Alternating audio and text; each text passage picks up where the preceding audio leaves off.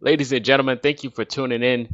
Tonight we are here live on YouTube as of now, but this will be segued into other platforms such as Apple, Spotify, you name it. We are all over the place. Linktree, check us out. We appreciate all the continuous support of what we got going on. But I am your host, Marcus, or you may know me as Culture Shock. I'm not alone here tonight. Tonight I got my guy with me again. He's back with another episode with us. Appreciate him for tuning in. Colts Film Room, how we doing tonight? Good man, how are you? Appreciate it. I'm back. I'm back better than ever, and I'm excited for the show. It's gonna be good. Absolutely. I'm excited too, man. We got a nice show prepared in front of us. Unfortunately, Landon could not be with us tonight. Work got him held at the moment. So he did give us his topics of discussion that he wanted to bring up, but he's not here. But he is tuning in with us. So shout out to Landon. Appreciate him and the continuous support. Good luck on the rest of your shift at work. But we get to hop into this conversation, which is the biggest concerns for the Indianapolis Colts moving into this season. This season is going to be very interesting because they are not slighted. They got a nice big room to improve. You got potential of Anthony Richardson coming back. You got all of these things ahead of you, especially with the offseason and the draft that they had. There's a lot of promise, but nobody's perfect. There are concerns on both sides of the field that needs to be discussed offensively and defensively, and we do have those suggestions. If you guys have any suggestions that we may miss, or you might want to get your voice heard as well, be sure to leave your comment, or you can question us as well on social media. We will be doing that weekly now. Q&As with you guys, just to engage with the audience. We appreciate your support, so why not have a conversation with you guys as well? But the biggest concerns for the Indianapolis Colts, I'm going to go ahead and start on the defensive side, and then we can segue into yours. But we got to start with mine first because I think that's pretty obvious of what just happened in practice. Daniel Scott, the safety for the Indianapolis Colts, rough stretch for this guy, man. He drafted last year, got injured, missed the whole season, and then he just gets injured again, and he's gonna miss another season. This guy has not seen a lick of football, and it's unfortunate because he has a very good promise and potential, but he just cannot stay healthy. Prayers to Daniel Scott. Hopefully, wishing a speedy recovery. And I'm pretty sure when he does get on that field, it's going to be a very remarkable story. But again, speedy recoveries to him. But that goes into my concern. We've seen the depth chart, we've seen the roster, we've seen the draft, the whole offseason. There's a bunch of talent, and there's still talent out there. And the Colts have not done anything bringing in veteran leadership or anything of that nature. Now, when I think about this concern about the secondary, I look back at the days when we had guys like Rodney McLeod in that backfield, and he was pretty good. And when he was out there, he was a good presence and things like that. And I felt like the secondary, they had potential. But now when you look at this secondary now, they're very young. They have a bright future, and I'm banging the anvil every week about the potential these guys have and how good they can be. But I feel like even with the potential they have, you could have still added a piece to push them over that notch that made them better than what they can be. So, a veteran presence can help any of these guys, like a Juju Brents or a Dallas Fowler recovering from injury, anything like that. Even like knocking on wood, a guy like Julian Blackman, worst case scenario, if something happens to him again, are we going to be in the same predicament where we were last year? You got the Gus Bradley scheme, but I do think with continuity and being in the same system, bringing the guys back, locking it together, being fully healthy, the sky is the limit. These guys have battled in and out last year. They got beat on their back a lot, and that can probably take a toll on these guys. Get in the locker room, get into training, and get into practice, and maybe hitting that next stride and knowing what they got to do. Is like, okay, I did this last year. They look over film and they can improve. So that is a concern, but I do have potential of them, pretty much not having the same season as last year. And then you look at the DB room, guys like Juju Brents and those guys. They battled some of the best receivers last year because the schedule wasn't easy. They had a lot of good talent. And then you look at the division going into next season, they got a lot of good wide receivers coming in, and they just added some more like Stephon Diggs and those guys. So, it's going to be levels to, improving, and it's not going to be the easiest thing. But that is a concern for sure to see how they can, bounce back from last year and they can improve without even adding any depth.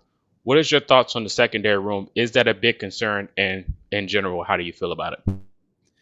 Yeah, I think it's probably everybody's concern, and kind of rightfully so. I kind of respect Chris Ballard in a way for like basically just doubling and tripling down on this. Like if he's going down with the secondary, he's going down with the secondary. I think there's something to say about that because, I mean, he will be if this all goes right and Juju Brents looks like a lockdown guy and Jalen Jones is a Pro Bowler and it looks awesome, everyone's gonna be like, why do we even doubt this guy?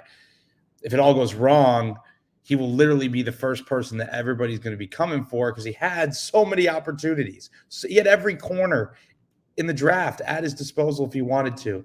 I I can't really speak to Snead because I'm not really sure how those negotiations went, but there's other corners out there and safeties for that matter that he probably could have looked at as well. So he's definitely going to go down with the ship with this one, or he's going to look like everybody's favorite guy in town. So um, I think you have to almost respect it from that point of view.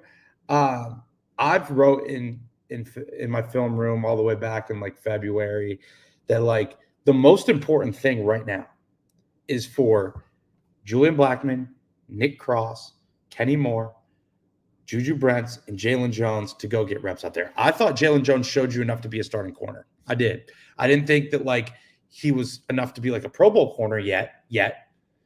And we just haven't seen enough of Juju, Kenny, Nick Cross, and Julian Blackman all on the field together. It didn't happen. I think maybe briefly it happened in Pittsburgh, I want to say, where they were all on the field together. It just didn't really happen. And then you add Dallas Flowers into the mix, who's going to compete and raise everybody's level of play just through competition. So is it like everybody's favorite secondary heading into the year? No. There's a lot of unproven talent. But I think while there's still time, I've also tweeted out I don't think there's a lot of rush. Like right now, through mini camp, it was really just important for those guys to get the reps together, get the communication piece. Because I think that's something that goes understated, is just the communication that happens in the secondary. That like when you go look at like the Legion of Boom and like what made them so good, especially like even the year before under Gus Bradley, like they were just rolling in terms of like they just knew where each other were going to be on the field. They could pass things off so perfectly. And like I think there is an element of like, let's let these guys develop. We drafted them. We think they can be pretty good players. Let's give them that opportunity. But I would also agree with you that the depth I think is a little bit concerning just by numbers right now. Right now, I think Nick Cross would be your nickel. If Kenny Moore is out, Chris Lamons was the guy who took that over when Kenny was out for a brief period of time around the Oakland game. Las Vegas.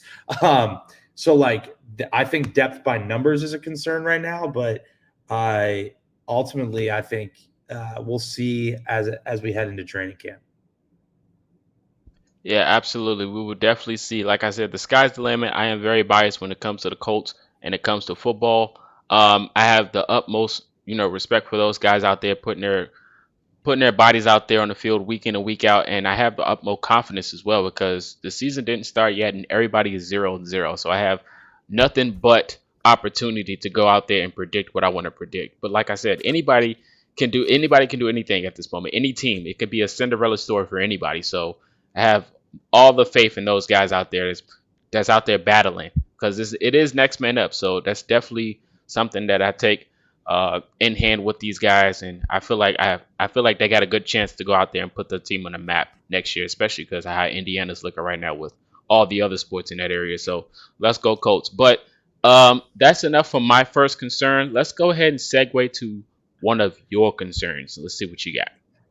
I kind of went with what is Gus Bradley going to do this year? I think really since Seattle, if we're being honest with each other, that's been his last elite defense that he's really called. And obviously, it's tough to call elite defenses. I'm just a guy with a pause button and a clicker watching film. So who am I to judge? However, can Gus Bradley, and especially with the addition of Charlie Partridge, which I'm extremely excited about, just from maybe things that they were doing in the front structures and Pitt and some of the hot coverage stuff with we're sending six, and we know Gus Bradley loves to send six. So can we put these guys in position to wreak havoc? Because I feel like last year and in the Gus Bradley philosophy is we're very, read, react, rally, and tackle. That's what it really feels like. We're not going to put our foot on the gas pedal. It's more like we're just going to keep you going at 10 miles an hour. So like, that's kind of how they're rolling. And I felt like when they struggled, it was because they couldn't tackle right. And I think that got Gus Bradley out of this need to be aggressive, basically, where like the blitz numbers, obviously, I mean, it's a defense that doesn't blitz a lot in general, but I felt like he was hesitant to call, especially when you go look at some of these games where it was like busting coverage on a pressure and like struggled to tackle on a screen goes for like 80 yards. And there was a bunch of those last year. And the good news is like, you can go practice tackling and you can get, that's something you can, like, that's very easy to correct as opposed to like, this guy's straight up not good enough. And especially when like there were some really good players on the field missing tackles. So like you expect that to rebound. And I'm hoping if we can see that Gus Bradley, turns this into more of an aggressive defense and like actually starts to put pressure on quarterbacks as opposed to we're going to sit and cover three. We're going to stop the run, defend the RPOs, take away explosives, force you to get really pissed and check down the ball and then force the ball into windows you shouldn't because you're tired of nothing being open. And that's kind of how he's rolled. And it's been a high floor, but the ceiling has yet to show up, I would say. I agree 100%. The Gus Bradley scheme scares everyone. I think I can speak for everybody. But like I said, I do think, his scheme has potential, especially if you have the right playmakers in the right spots to make the play.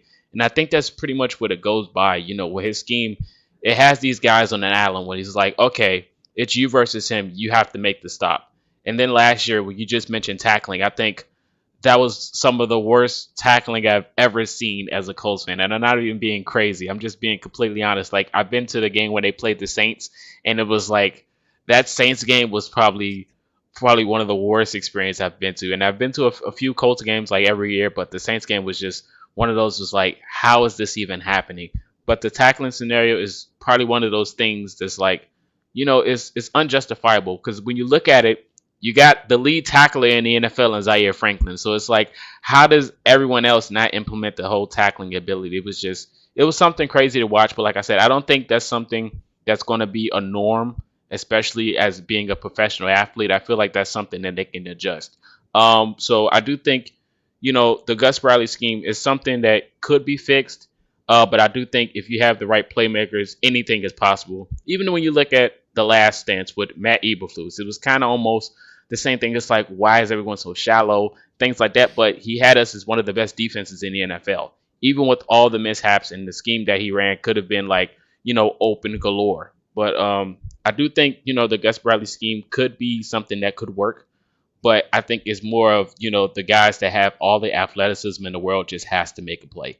But like I said, I do have faith in the scheme. But it's something that could be so adjusted as well. Like, right. I think that it's evolved to its credit. Like Gus really did try towards the end of the year. I feel like I talked about this a little bit on Twitter, but like it was majority cover three, and he started calling more quarters, more cover two, more quarter half. Like he really was not just the cover three guy towards the end of the year. I think where it kind of ran into trouble was that when you're calling so much cover three and getting so many reps of cover three and you don't run cover four, quarter half, all that kind of stuff, and then you start to go out there in the game and you're like running it, that's where I think it gets a little dicey. And I think we saw where there was just some miscommunications. Guys were used to safety help when there wasn't safety help, thought there wasn't safety help when there was. So like it's just getting those reps in and seeing different formations to those coverages. So again, I think the addition of Charlie Partridge, especially as a guy who was a former head coach himself, I think that could pay off dividends for this defense and maybe challenge Gus Bradley to think a little bit differently in terms of how Pitt was basically wreaking havoc on quarterbacks just from all the pressure that they were bringing. Yeah, for sure, man. Definitely Partridge addition could make a lot of splashes next season, and they could bring something that that we're not used to seeing. They can definitely bring some excitement back into that Lucas Oil Stadium because when that crowd's roaring, I definitely think that turns that engine up, especially on that field. Especially having a guy like Zaire Franklin that's going to lead the way because I'm pretty sure these guys are tired of getting exposed week in and week out. Can't get a stop or can't get a lick. So I feel like Partridge can definitely do something to boost that whole confidence thing and that scheme up for Gus Bradley as well to maybe can tune it up a little bit. So we will definitely see how that looks going forward. We're going to go into Landon's question now at this point. We're on the defensive side, so let's stay on the defensive side. His concern was the linebacker depth. Now, of course, the linebacker depth is something that, you know, is a question. But when those guys are out there, like a Zaire Franklin and the EJ Speed, those guys can make plays for sure. But I think one of the concerns for me personally when it comes to linebacker depth is, those guys in pass coverage. When it looks at pass coverage, that those guys they can make plays, but when you look at the defensive, it's like okay, there's somebody that it's like hands team in my opinion. Run stopping, yes, absolutely 100%. But when it comes into pass coverage, it's like I feel like we need a safety in that position to make a stop. What is your thoughts on the linebacker depth? Even though I love EJ and Zaire, but if they were worst case scenario was to happen to one of them, who do you call and what would you do? Like, what is your thoughts on the linebacker room in general, just in case of Zaire and EJ Speed was to happen to something was to happen to them on the field? Yeah, so I would say, and this is kind of the disconnect I think with what some of the Colts fans think is like I think EJ and Zaire are some of the best run stuff in terms of playing the run. They might, and I know Zaire said it on his podcast. Like, I mean, I don't know how PFF missed that. I'm gonna be honest. Like Yeah, EJ Speed PFF's did crazy. EJ Speed. People almost forget this. EJ Speed was not starting until like week 10 last year. Like whenever Shaq whenever Shaq got cut, that's basically that. I mean, that's basically when he started getting these reps, and he like turned into one of the better run stuffing guys. And like EJ Speed isn't like that huge for a linebacker. Like, and he came in and he started playing way above his size. I thought make it some of the like the turnover he had in Pittsburgh was great. Like, uh, I mean, he is an absolute like steal for the Colts, like straight up, like late round steal. Came as a special teams guy. We kind of saw it last year. He was a free agent last year, and we were like, okay, I think I like EJ Speed when he gets on the field. This makes sense to sign him. And then he came in and he absolutely lived up to it. Basically, took Shaq's job, for being honest with each other. Now, do I think that they are the are they Fred Warner in pass coverage? Are they Roquan Smith in pass coverage? No, I don't. I don't think that. But I do think that they can hold their own. Now, if one of them were to happen, now, and this is what I would probably push back on Landon is like, I think you have three options here. One, Segun Alubi. He Amen. is.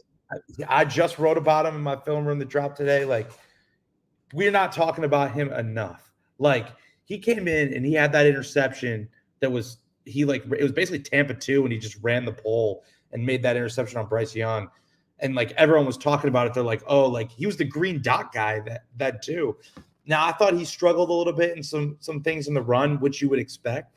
And then he came in and like I'm working on this project about the Houston Texans next year, and I'm just watching. He's making plays like he fit the run beautifully on some reps. Like there were some reps where he was like that strong side Sam. They're running away from the tight end, and he's literally running across the field to basically make the tackle. And then there was some tackle where like if he didn't make the play, it probably walks in for a first or like even a touchdown. Like it really was that bad in some instances. And I really am hopeful for him. And then I also think JC Carlisle's is a guy that would probably come in and compete. Kind of similar player to Ronnie Harrison in the sense of like safeties turn linebacker. And then those are probably that would probably round out the group for me. I think there's probably more depth. I think it's just unproven depth, which makes a lot of sense. Amen to that. I was just going to mention Ronnie Harrison Jr. Like his impact that he made his first game, he had an interception, Right, straight off the street, coming in, a guy that used to play safety at one of the best colleges in Alabama. So coming into the Colts, we were like, okay, let's see how it goes. And then when he came in, he made an instant impact. He was a missing piece that the Colts needed. And he was the guy that can go out there, catch the football, prototype safety, but put him in the linebacker position. I feel like he made a good transition. And I think, especially with a scheme like what Gus Bradley draws up, I think it's something that definitely could be non worrisome, I would say. So I like the Carlisle pick. I like Ronnie Harrison out there, just in case if we have to put them out there. But the team has potential. It's definitely a sleeper group, but the linebacker core in general with Zaire and EJ, like you mentioned, EJ didn't play until week 10, and that's something that that's a thing that Colts fans didn't think about. What happens when he starts week 1 and gets a full season reps? So I think it does change the scenery a little bit at the linebacker room. So, like I said, I do think there's potential. It's definitely concerning, but I think when you have prototype guys like Carlisle and Ronnie out there, I do think it does help a little bit when it comes to pass coverage. So, like I said, the sky is the limit. Those guys just got to go out there and play football. That's what it is at the end of the day. Let's go ahead and transition to the offensive side. The offensive side, we can start with Landon. Of course, you did mention last episode how boring it is when you mention Anthony Richardson and things of that nature. But it is okay. This isn't yours. This is Landon, but we could definitely talk about it. It's Anthony Richardson staying healthy all 17 games because Landon already mentioned it, and I agree 100% with him. He does not want to see Joe Flacco on the field. Of course, we know Joe Flacco is a gunslinger. He can launch the ball almost 80 yards. But the project is Anthony Richardson. The concern is if Anthony Richardson cannot stay healthy, we have to bring in, Joe Flacco, who had a superb last year, in my opinion. I think it was something, comeback player of the year, Cinderella story for the Cleveland Browns. The guy was launching it like he was trying to go to the Super Bowl with the Baltimore Ravens. But if Richardson can't stay healthy, that is his biggest concern. What are your thoughts about the QB room without Anthony Richardson? I have a lot of thoughts, actually. I'll start with Joe Flacco. I'm not sure why he didn't get a contract where like he could literally go and compete. Like I thought he was that good. I mean, he was the comeback player of the year last year. Yeah. Yes. And I mean, he put the Browns like on their back. Like he was probably better than Deshaun was. Like I'm being I honest. said that he was. Yes, I said. Yeah, like he was probably better than Deshaun was. Lost no step in his game, like despite his age, which I know he jokes about, but like he came in and played really good football. And like, yes, I agree. No one wants to see Joe Flacco out there, and that's not anything against Joe Flacco. That's everything to do with the fact that we want to see Anthony Richardson play football. I'm just surprised that he didn't get like. Why did the Giants not take? Yeah, like why did the Minnesota Vikings not take a look at him? The Oakland Raiders. I mean, I thought Minshew was great too, but like, why was Joe Flacco ever on the table? Like, I think he easily could go and compete for a starting job or even be that bridge guy. If you think you have a guy that can't start right away. That being said, I don't think I can do this all offseason with the Anthony Richardson stuff. Like, I really don't. And I get it because like the Andrew Luck thing was like extremely for like fans was extremely tough to deal with for sure. But I if Shane Steichen says he could go today, there's just no reason. There's just no reason. And like he's coming back from a shoulder surgery. You have to keep in mind that I think that people aren't necessarily thinking about is like he's getting all the first team reps this year. And he was getting a majority, but Gardner Minshew was still splitting. Like it wasn't necessarily Anthony Richardson wasn't named the starter in rookie minicamp. You know what I mean? Like the same way that like Caleb Williams it was, for example.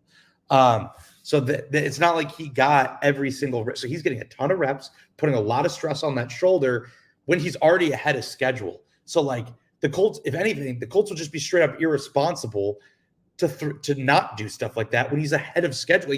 He wasn't supposed to be full go really until training camp. And like now he's throwing now, putting a ton of stress on that shoulder. It's normal. And like people have to remember Drew Brees had the same injury, didn't get surgery on it. And Anthony Richardson did have this. He's going to be A-okay. He's going to be A-okay. I promise you the Colts have his best interest in mind way more than all of the nervous fans who are crossing their fingers every OTA practice that he's not going to die on the field. Like it's going to be okay. So I get the concern. I get the everyone hates to see him throw left-handed. He's going to be okay. Yeah, I think that's kind of where I stand. But I do agree with Landon that like Anthony Richardson will take this team as far as it needs to go. It really will. And for that reason, I almost feel pretty good about Joe Flacco being out there too. I really do. I feel it because I think he could take this team pretty far.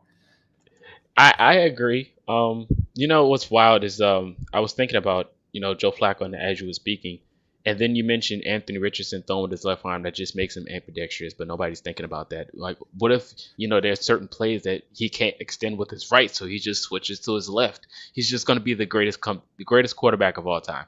But even when you look at the him missing or limited in practice and camps today, everyone was freaking out. It's only June. You guys, you got to relax. Like we're taking this smooth sailing. I'm pretty sure when the season comes around, he probably don't even play the preseason, and he shouldn't. But when the season comes around, he's going to be ready, locked and loaded. I've seen enough on the Pat McAfee show when he was throwing those mini footballs. It's like, you know what, this guy is ready to play football with a regular one. So I have no type of concern with Anthony Richardson coming on the field. And then when you just look at the rest of the offense and then remember what his coach is, it's like, okay, you know what, you're right. Let's calm down. But for Joe Flacco's sake, Joe Flacco, what he did last year was great. I loved it. When you add him to a team with a better offensive line than the Cleveland Browns, you look at the wide receiver room. You look at a guy like Jonathan Taylor. Last year, Minshew did what he could and almost put us in the playoffs.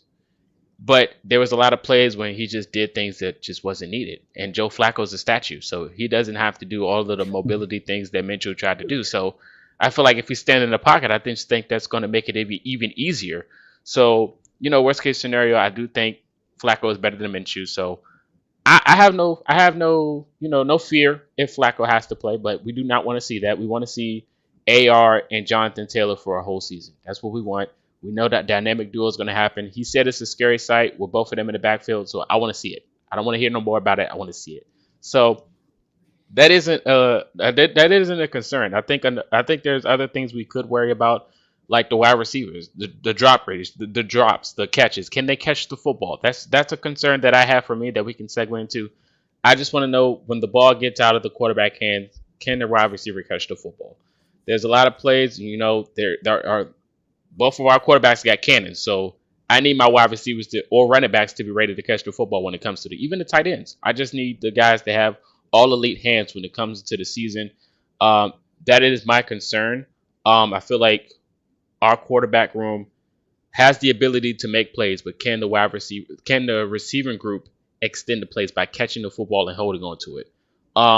We have seen in the past the history of a lot of drops. Even last year, the biggest question is what if they would have caught the football?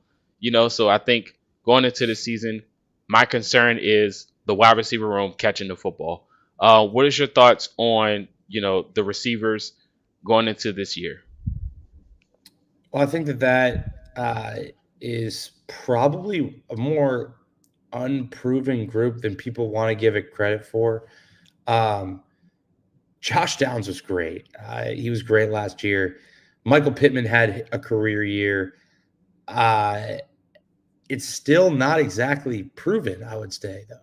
I think there's a lot that these guys have to prove in terms of there were some plays last year, and it'll segue into mine a little bit, where they just needed these guys to go make a play. And Josh Downs was usually that guy that did. And same with, I would probably say, so did Pitt.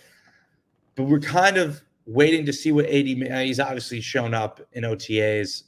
That's awesome. That's great. I'm glad he's making all these plays. It doesn't matter. It literally doesn't matter until the pads come on and then we're actually going out there. I would say that it's a little bit unproven in the sense of like, let's just see it again. Like this is a guy, Michael Pittman had a great contract year. Josh Downs had a good rookie year that you would love to build on. And then what is Alec Pierce going to be? I still really don't know what Alec Pierce is, and we're heading into year 3. That's fine because I also don't think he's had like a true quarterback that the team wholeheartedly believes in his entire career, because he basically had whatever 2022 was, and then like 4 games Anthony Richardson. So I think that's he's a little bit unproven. Then obviously AD Mitchell's never played an NFL game. So of that group, I think you have 2 guys that you really would love to build on what they've already put out there, and then another guy, and then maybe you can add Anthony Gold in that mix of like, we just really haven't seen what they're going to be in this offense yet. So I think you compare that to like maybe what they have in, I don't know, Minnesota, where they have Justin Jefferson. You'll love that. Aaron Jones, TJ, like, you know that those guys are going to produce for you.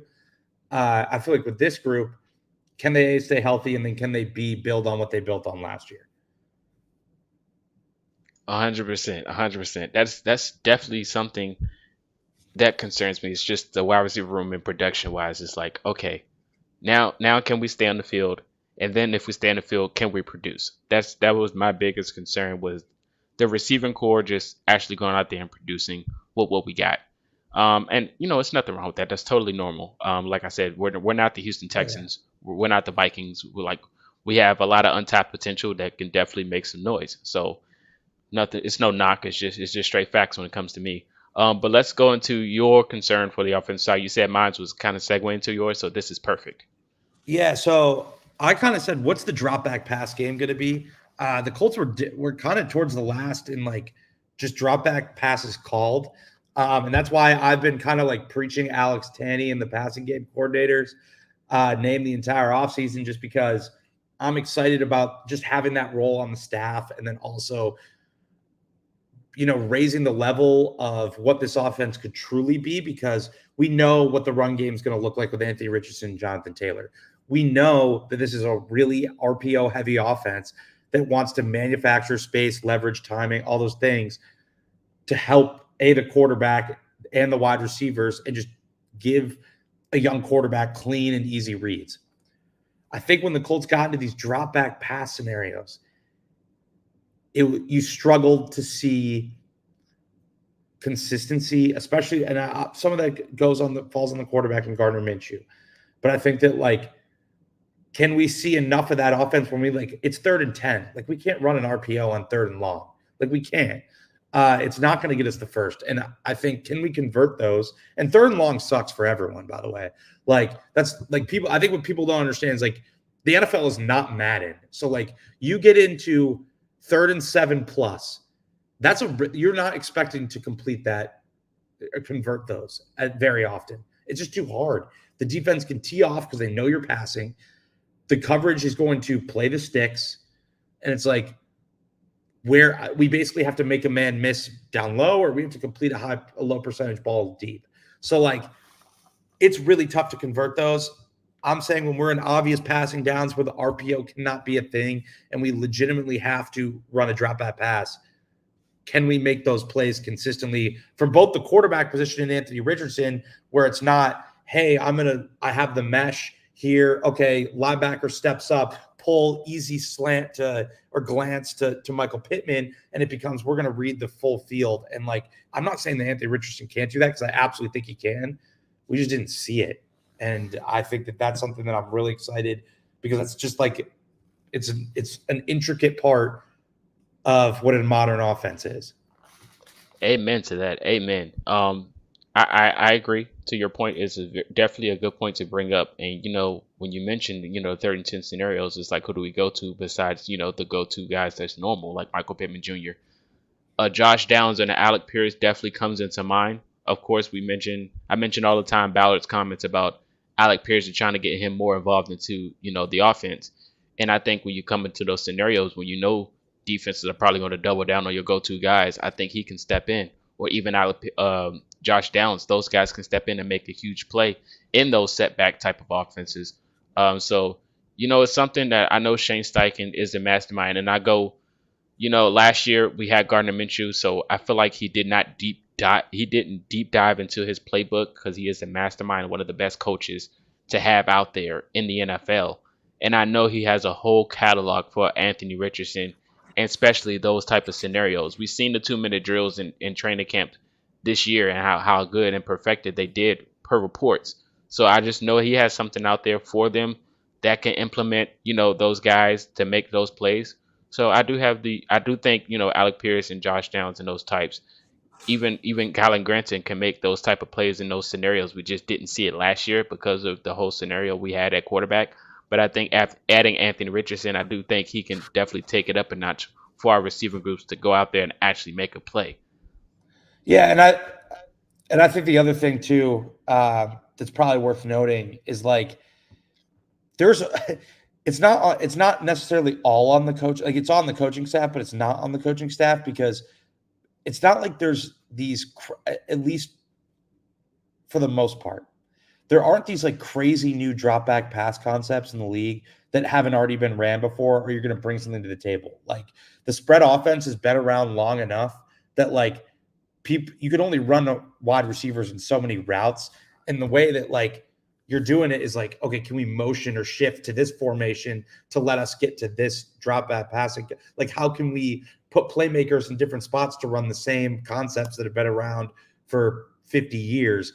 So if you sit there and like draw up a combination to beat a coverage, it's probably been thought of before.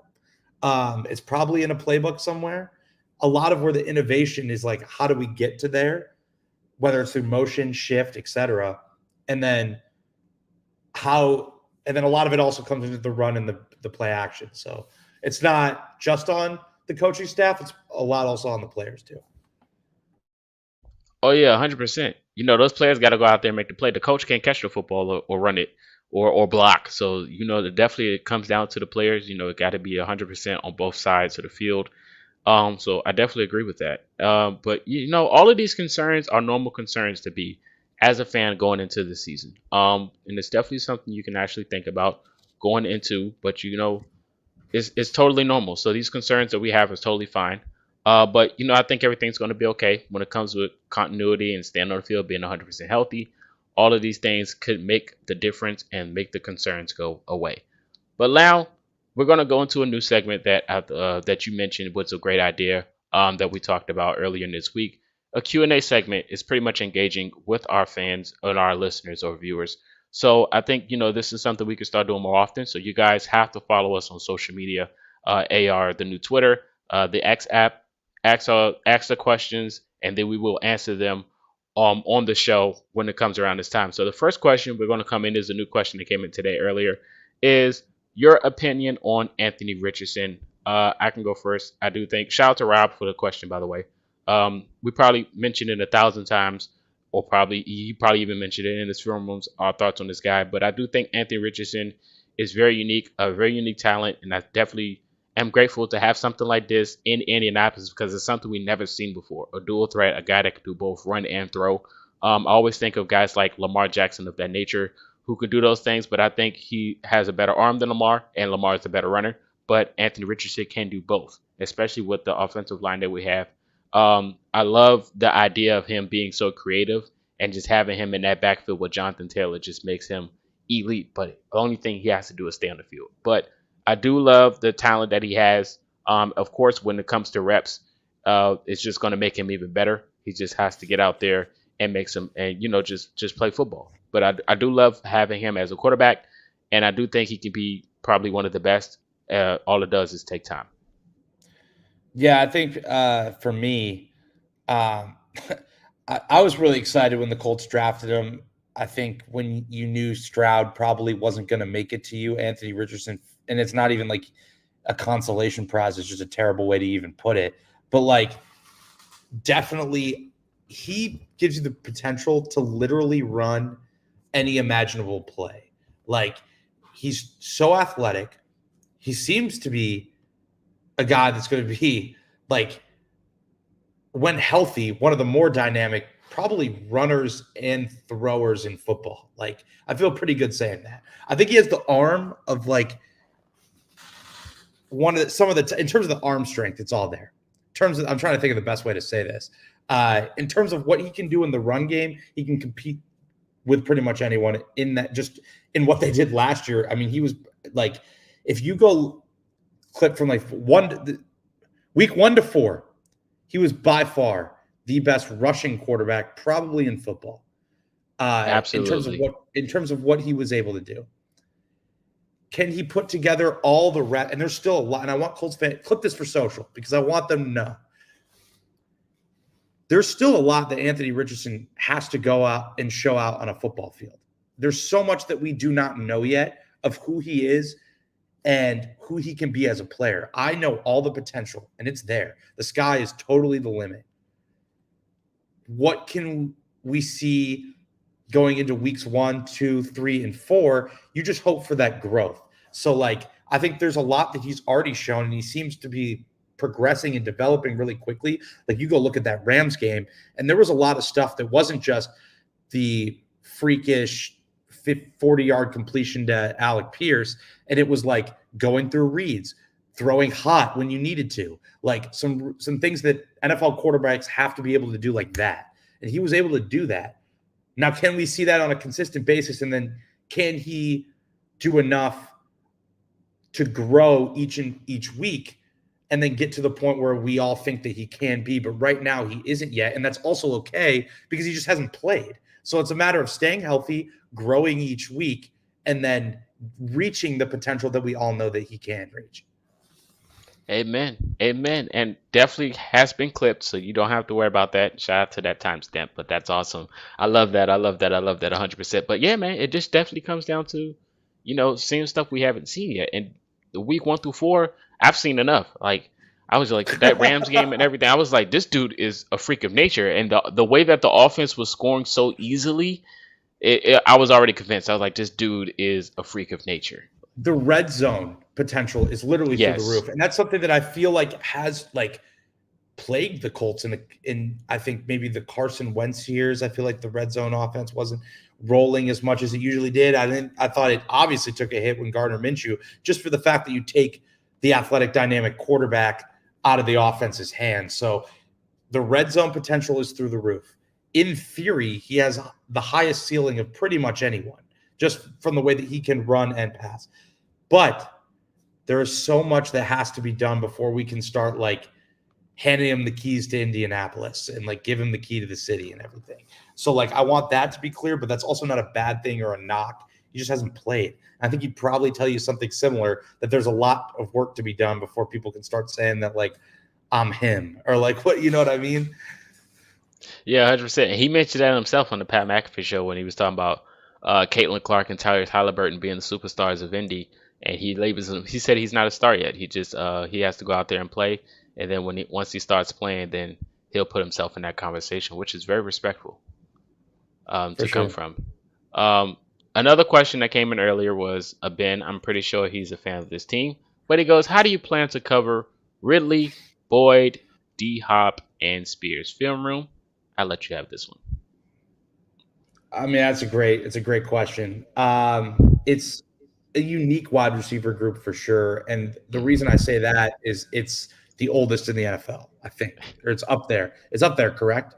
So that from there, like a lot of people are like, oh, like these guys run 4.6, like they're all slow.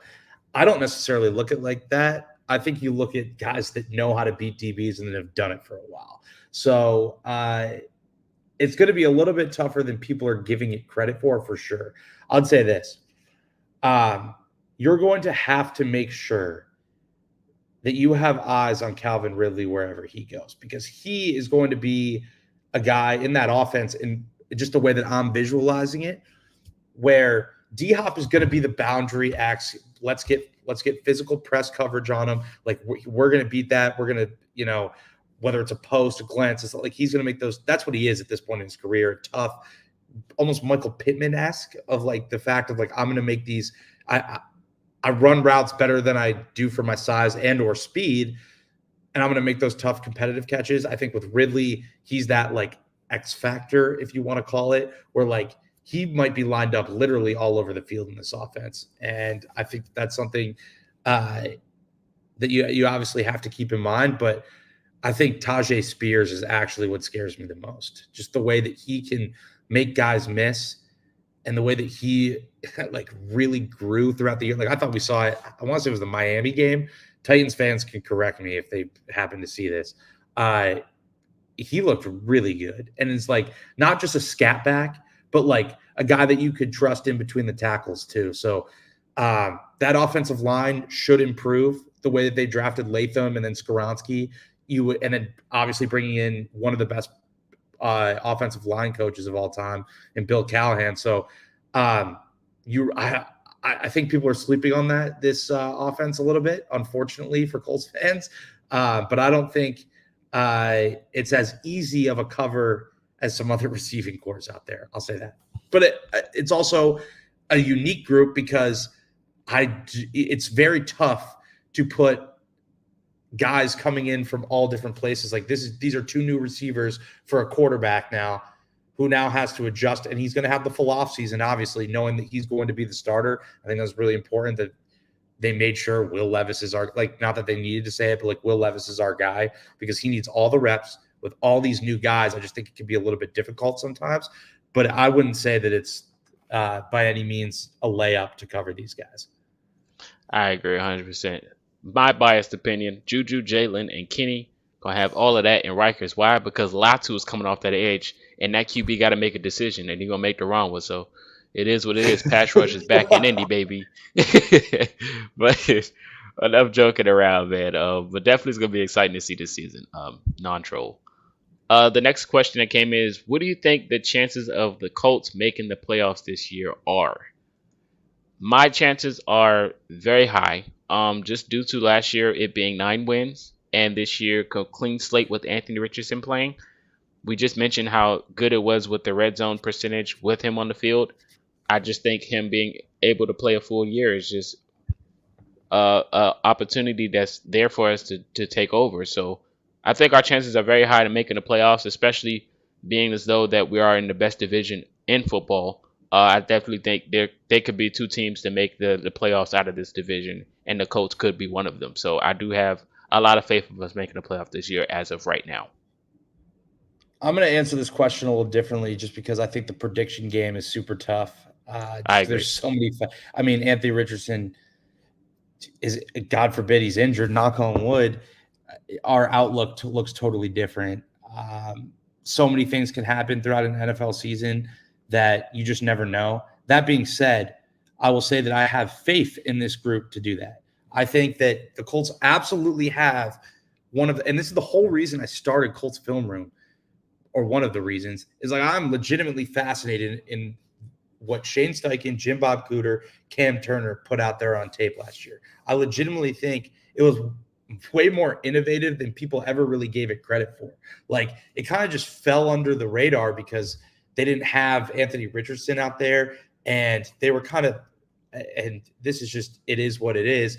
They went through these, they had that easy schedule that like everyone's like, oh, this is so Mickey Mouse, like whatever, like all these like easy bad defenses, bad records. But I thought that like they got hot towards when they needed to. And then they also did some, like, I think they really did some damage on some really good teams. I think it was the Cleveland Browns game. We didn't win the game, but I will always look back to that and being like, that. I'm not even kidding when I say this. I think that was the best called game from a Colts offensive coordinator in probably since the early Reich eras, maybe. Like, it was really impressive what he did to that defense. And I don't think people understood how good the Browns defense was last year. I hope they did. They were one of the best. But, like, they were really, really good. And the Colts had some man beaters that, like, made them look very silly. So that's how I kind of knew that this was, like, Shane Steichen was as advertised, if not even better than advertised.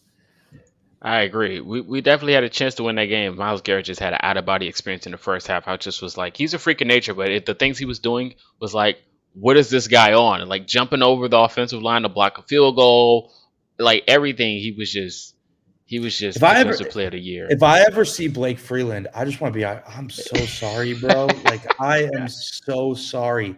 Like, you had to block Aaron Donald Miles, like he got put through the ringer as a developmental swing tackle that That's what probably makes should him have. better, though.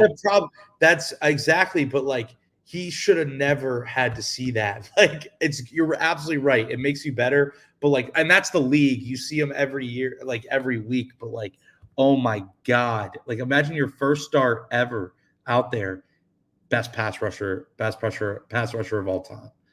Then you go up there, one of the best pass rushers of the league. Like it just kept like it was crazy. Yeah, it was definitely a long, stressful shower the night before, and then that morning for Blake Freeland. Prayers out to him, but hey, he survived. So shout out to him, man. I know he's gonna come back a freaking unit. He's ready. He's like, I'm ready for Miles Garrett. I know he's gonna be. But that was definitely a funny one to think about. Poor guy. The next question is, what do you consider a successful season? Division title, playoff wins? Question mark. I think a successful season would be one more win than last year. Of course, you're not going to go out there and go undefeated or anything of that nature, but the fact that you won 9 games with Gardner Minshew, you got your starter quarterback back. I think winning maybe 10 would probably be something I can be satisfied with. So, I mean, a division title is definitely the lowest, well, pretty much the highest of my expectations. I don't expect a Super Bowl year one with it Richardson, but I do think a division title would be my goal if it was anything. Well, I think if you ask Shane Steichen, he would tell you the Super Bowl. I think my realistic answer doesn't have a win number or a title attached to it. I think you want to leave this year feeling like Anthony Richardson is for sure the guy. Like we are, like when that time comes around, it should be no doubt. Like not where the Giants maybe were with Daniel Jones, where it's like we saw a lot of and then we saw 1 year really good. All right, we're gonna give him a contract that maybe they regret not pulling the trigger on the 5th-year option or something like that. Where I feel like we just want no doubt. Like we leave the season, whether that's division title, playoff run, whatever that looks like. I want to be sitting on this podcast in January or February being like, it was a really good year for Anthony Richardson. This guy is for sure, no doubt, 10 times out of 10, a quarterback that's not just our guy, but that you're excited to see and hope for even more development next year. Yeah, I like that as well. Last year was the evaluation year. Unfortunately, it didn't go as planned due to the circumstances. So this year it could definitely be the same thing. But you mentioned how what Shane Steichen would think. We aren't Shane Steichen, but it is what it is. But it's all good. But definitely love your opinion on that, and I definitely agree as well. So I think that's got to yeah, be the most important thing. Like that has right. to like if and I don't like to think myself as like a total complete. Like I'm a fan, but I don't like to think myself totally like that. Uh, if like I can't imagine thinking about it any other way.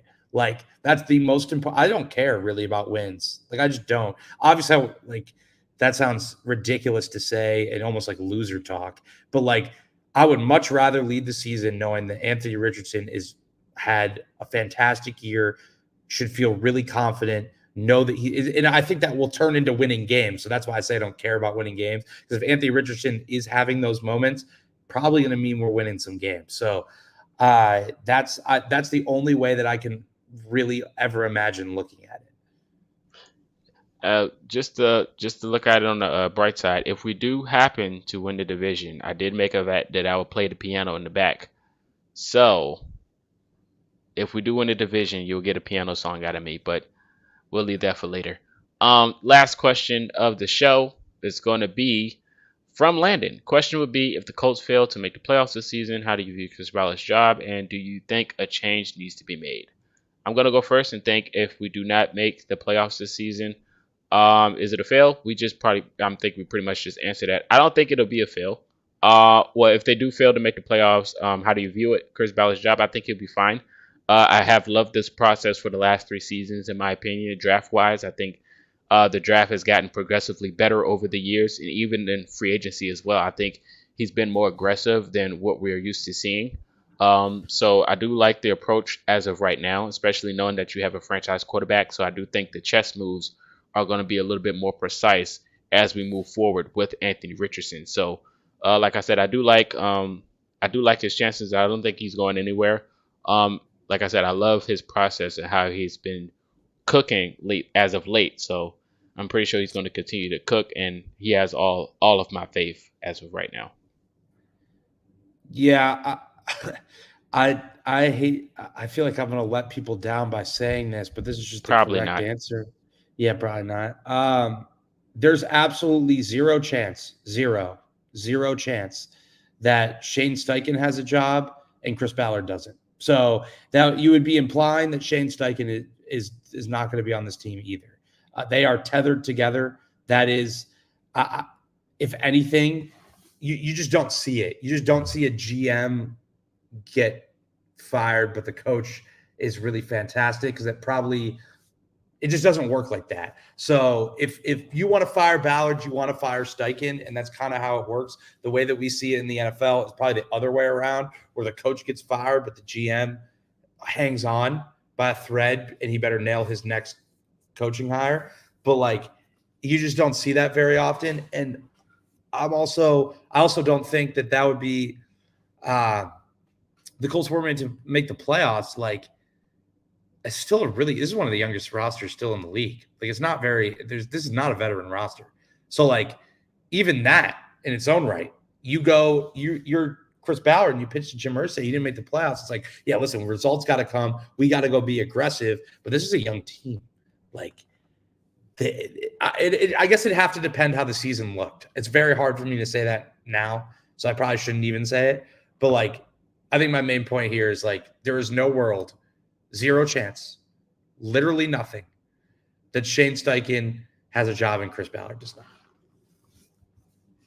Hey, I agree 100%. That's a great point. But yeah, that's pretty much going to wrap it up for this show. We appreciate all of you guys that tuned in. Um, love the questions. Love the topic. We'll definitely be back for more. Definitely follow us on all platforms. We appreciate you, Coach Film Rooms, for tuning in tonight with us. Shout out to Landon. He couldn't be here, but I'm pretty sure he's going to be back with us next time. But definitely turn on your noties to let us know so you can know when we drop the next episode or when we go live. We appreciate all of you guys for tuning in. This is Marcus, and that's Coach Film Room, and we will see you guys later.